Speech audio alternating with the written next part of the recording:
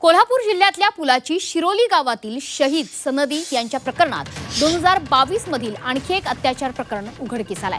त्यामुळे त्यांच्यावर आणखी एक गुन्हा दाखल होणार आहे। त्याचा जवळचा मित्र शाहरुख देसाई याला सुद्धा पोलिसांनी कराडमधून ताब्यात घेतलाय। त्याच्या विरोधात सुद्धा आता तक्रार दाखल करण्यात आलेली आहे। या सगळ्या प्रकारामुळे कोल्हापूर परिसरात खळबळ उडाली आहे। शाहिदला आज कोर्टात हजर केलं जाणार आहे।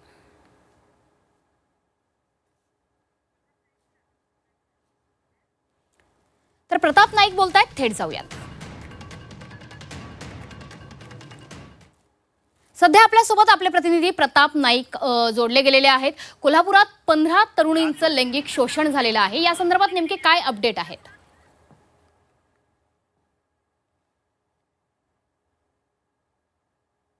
शाहिद आणि शाहरुख या दोघांना पोलिसांनी ताब्यात घेतलेला आहे। शाहिदची आज पोलीस कस्टडी संपते, कारण 2 दिवसापूर्वी त्याला ताब्यात घेण्यात आलेला आहे। त्याचा मोबाईल जप्त करण्यात आलेला आहे आणि त्याचबरोबर त्या मोबाईलमध्ये त्यानं जो दावा केला होता व्हिडिओ तयार करून की मी अनेक हिंदू मुलींशी या ठिकाणी अश्लील व्यवहार केलेले आहेत, त्यांच्यावर संबंध ठेवलेले आहेत, असं त्यानं जाहीर कबुली दिलेली होती। त्यामुळे पोलिसांनी संपूर्णपणे यंत्रणा या ठिकाणी आपण पाहतो कामाला लावलेली आहे। अनेक पथकांची निर्मिती करून या ठिकाणी आपण पाहतो की माहिती घेण्याचं काम केलं जातं। इतकंच नाही तर याच्याशी संबंधित काही मुली असतील किंवा त्यांनी फसवलं असेल यांनी, तर त्यांना सुद्धा पुढे येण्याचं आवाहन केलेलं आहे। पण एकूणच आपण पाहतो की हे प्रकरण लव्ह जिहाद आहे अशा प्रकारची भूमिका हिंदुत्ववादी कार्यकर्त्यांनी मांडलेली आहे। पण पोलीस अधीक्षकांनी मात्र या ठिकाणी सांगितलेले की जोपर्यंत ठोस असे पुरावे मिळत नाहीत तोपर्यंत असं म्हणता येणार नाही अशा प्रकारची भूमिका जाहीर केलेली आहे। एकूणच आपण पाहतो की आज शाहिदला कोर्टात हजर केल्यानंतर पोलिसांचा तपास कशा पद्धतीने झालेला आहे, त्याच्यामध्ये कोणकोणती माहिती आलेली आहे, ही सर्व बाब उघड होणार आहे। कारण आपण पाहतो की जवळपास 10 ते 15 मुलींवर लैंगिक अत्याचार केल्याचं बोललं जाते, पण त्याच्यामध्ये सत्यता अजूनही आलेली नाही अशा प्रकारची भूमिका पोलिसांची आहे। पण आज कोर्टामध्ये नेमकी काय माहिती आहे ते पाहणं महत्त्वाचं आहे।